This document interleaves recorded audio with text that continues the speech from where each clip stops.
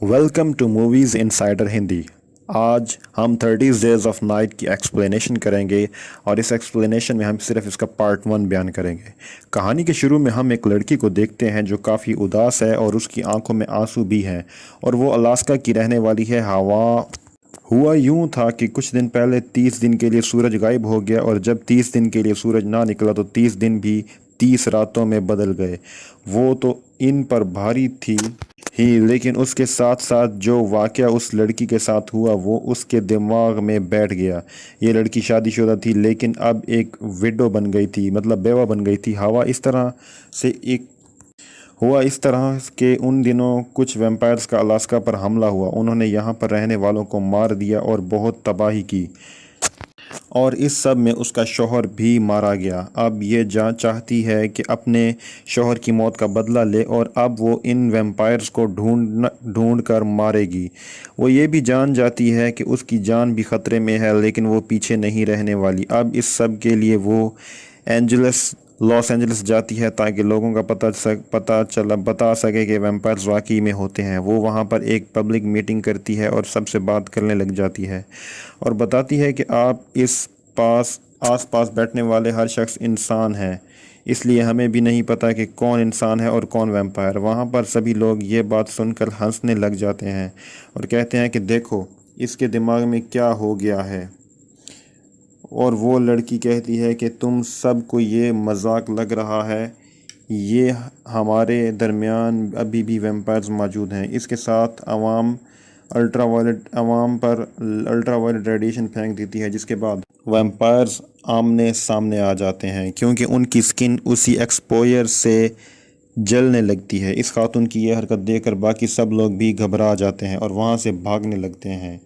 अब जैसे ही ये दरवाज़ा खोल के बाहर निकलती है तो पुलिस इससे अरेस्ट कर लेती है और वहाँ एक एजेंट कमरे में लेकर ब्लैकमेल करने लगता है कि तुमने ये सब ना छोड़ा तो तुम्हें कैद कर दिया जाएगा और तुम्हारी जान को भी ख़तरा है, तो बेहतर होगा कि इस पर रिसर्च और काम करना बंद कर दो। और ये लड़की जिसका नाम स्टेला है वो सुनकर काफ़ी दुखी हो जाती है और उसको पुलिस तो छोड़ देती है, लेकिन इस वादे के साथ कि अब वो वैम्पायर हंटिंग नहीं करेगी। जैसे ही वो अपने होटल कमरे में जाती है तो वहाँ उसे 3 लोग मिलते हैं, 2 आदमी और एक खातून। यहाँ पर ये तीनों स्टेला से कहने लगते हैं कि हम जानते हैं कि तुम वैम्पायर हंटिंग करना चाहती हो और हम भी वैम्पायर हंटिंग करने आए हैं। आज से मिलकर वैम्पायर ढूंढेंगे और इन्हें मारेंगे। लेकिन पुलिस ने और एजेंट ने स्टेला का दिमाग वाश कर दिया था।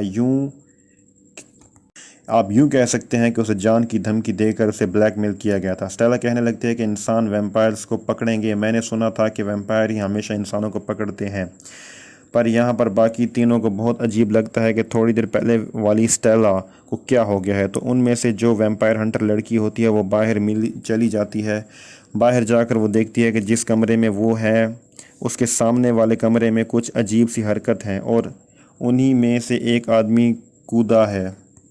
और जब वो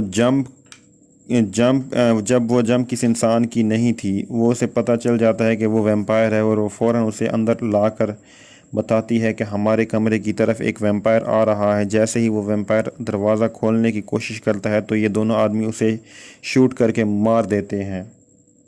स्टेला जब देखती है कि वैम्पायर को मारना पॉसिबल है तो वो इनके साथ शामिल हो जाती है और अब ये चारों मिलकर एक आदमी के पास जाते हैं जो कि लाइब्रेरी में है। स्टेला जब उसे देखती है तो उसे पता चल जाता है कि वो वैम्पायर है क्योंकि उसकी आंखें काली हो रही थी और दांत भी वैसे ही हो रहे थे। स्टेला उस पर बंदूक रखती है, लेकिन उसका साथी उसे बताता है कि बेशक ये वैम्पायर है लेकिन इसे अपना दिमाग काबू करना आता है और ये हमें नुकसान नहीं पहुंचाएगा। हत्ता कि उसका अपना ख़ानदान भी वैम्पायर के हाथों मारा गया था।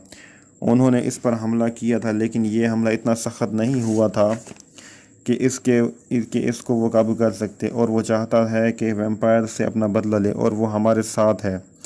और वो लाइब्रेरियन बताने लगता है कि क्या तुम लोग जानते हो कि इनको ताकत कहाँ से मिलती है। इनकी ताकत है इनकी रानी में, जो एक फैक्ट्री में रहती है और बहुत सारे खून को जमा करके जो जवान रहती है, और हम उस रानी को मार डालें तो सारे वैम्पायर्स की भी ताकत ख़त्म हो जाएगी। और क्योंकि सारे के सारे इसी का हुक्म मानते हैं और जब उनको हुक्म देने वाला कोई नहीं होगा तो इस सिर्फ तो हर तरफ सुकून होगा।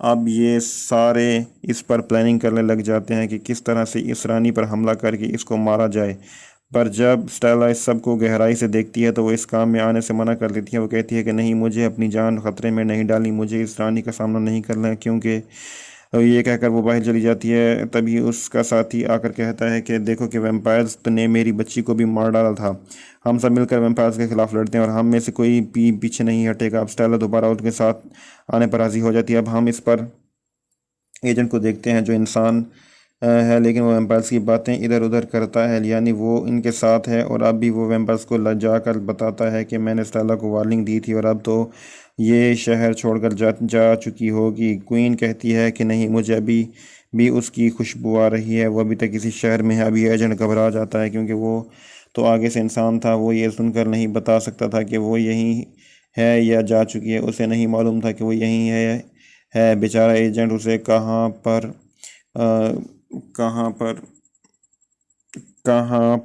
کافی ادھر مارا جاتا ہے۔ تم نے ویمپائر کے ساتھ جھوٹ بولا ہے، اور ادھر وہ چاروں ساتھی اپنا منصوبہ بنا چکے ہوتے ہیں کہ انہوں نے کس طرح سے فیکٹری کا اندر جانا ہے، اور وقت بھی آ جاتا ہے کہ وہ وہاں داخل ہو جاتے ہیں، لیکن تبھی ویمپائرز کو ان کی خوشبو آتی ہے اور وہ وہاں داخل ہو جاتے ہیں، لیکن تبھی اور وہ حملہ کر دیتے ہیں۔ اسٹیلا اور باقی لوگ تو اپنی جان بچا لیتے ہیں، لیکن ان کا جو نیکرو ساتھی ہوتا ہے وہ اپنی جان نہیں بچا پاتا اور ویمپائر اسے کاٹ لیتا ہے۔ جلدی وہ بھی ویمپائر بننے والا تھا، لیکن اسٹیلا اور اس کے ساتھی اسے کمرے میں لے آتے ہیں اور باقی ان سے بچنے کی کوشش کرتے ہیں۔ اب یہاں پر اسٹیلا اور اس کے ساتھی دیکھتے ہیں کہ اگر وہ واقعی اسے ویمپائرز نے کاٹ لیا تو یہ جلدی ویمپائر بن جائے گا۔